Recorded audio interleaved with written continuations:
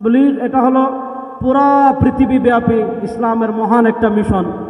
বাংলাদেশে আগে নানা কারণে, নানা সমস্যার কারণে এটার ইজতেমা কখন হবে, এটা কখন হবে, সরকারের সাথে একটা লিয়াজু করা লাগতো।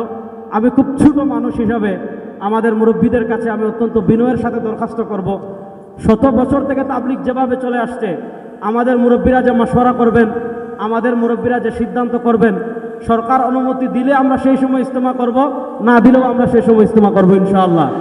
এই ইজতেমা কখন করব না, জুড় কখন হব, কখন করব কখন হবে না, এটা নিয়ে আমরা বিশেষ করে উলামায়ে কেরাম, বাংলাদেশের না সারা দুনিয়ার আপামর জনসাধারণ, সরকার বিশেষ করে হুকুমতে যারা যখন যেভাবে আসবেন তাদের আর আমরা কোনো হস্তক্ষেপ দেখতে চাই না, আমরা তাদের সহযোগিতা চাই। আসসালামু আলাইকুম। দেশের শীর্ষ উলামায়ে কেরামের সামনে আসলে কথা বলার কোনো যোগ্যতা আমার নাই। আমি খুব সংক্ষেপে 3টা কথা বলবো। বর্তমানে আমাদের সাআদপন্থী ভাইদের সাথে অনেকে বৈষম্যের কথা বলছেন। আমরা একটা কথা বলি, সাআদপন্থীদের সাথে আমাদের সম্পর্ক বৈষম্যের না, সাআদপন্থীদের সাথে আমাদের সম্পর্ক হলো হক এবং বাতিলের। 2 নম্বর একটা কথা, আল্লাহ রাব্বুল ইজ্জত ওয়াল জালাল 1400 বছর দ্বীনের হেফাজত করেছেন, পরবর্তী প্রজন্মের কাছে দ্বীন পৌঁছাইছেন হলো আলেমদের মাধ্যমে। ব্যক্তিগতভাবে একজন আলেমের জাল্লাত হতে পারে, ব্যক্তিগতভাবে একজন আলেম ভ্রষ্ট হতে, মানে তার ইলমি তাসামু হতে পারে, কিন্তু একসাথে সকল উলামায়ে কেরাম সহিহ পথ থেকে বিচ্যুত হয়ে যাবেন, এটা কশিনকালে সম্ভব না। এটা হলে ইসলাম পৃথিবীতে থাকতো না।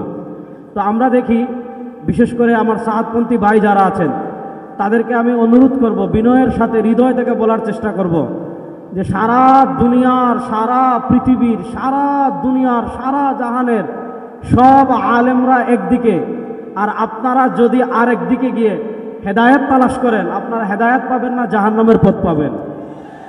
3 নম্বর আমি আরেকটা কথা বলবো, তাবলীগ এটা হলো পুরা পৃথিবীব্যাপী ইসলামের মহান একটা মিশন। বাংলাদেশে আগে নানা কারণে, নানা সমস্যার কারণে এটার ইজতেমা কখন হবে, এটা কখন হবে, সরকারের সাথে একটা লিয়াজু করা লাগতো।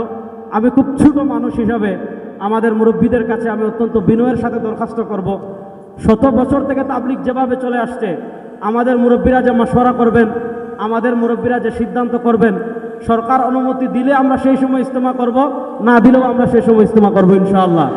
এই ইজতেমা কখন করব না, জুড় কখন হব, কখন করব কখন হবে না, এটা নিয়ে আমরা বিশেষ করে উলামায়ে কেরাম, বাংলাদেশের না সারা দুনিয়ার আপামর জনসাধারণ, সরকার বিশেষ করে হুকুমতে যারা যখন যেভাবে আসবেন তাদের আর আমরা কোনো হস্তক্ষেপ দেখতে চাই না, আমরা তাদের সহযোগিতা চাই। আসসালামু আলাইকুম।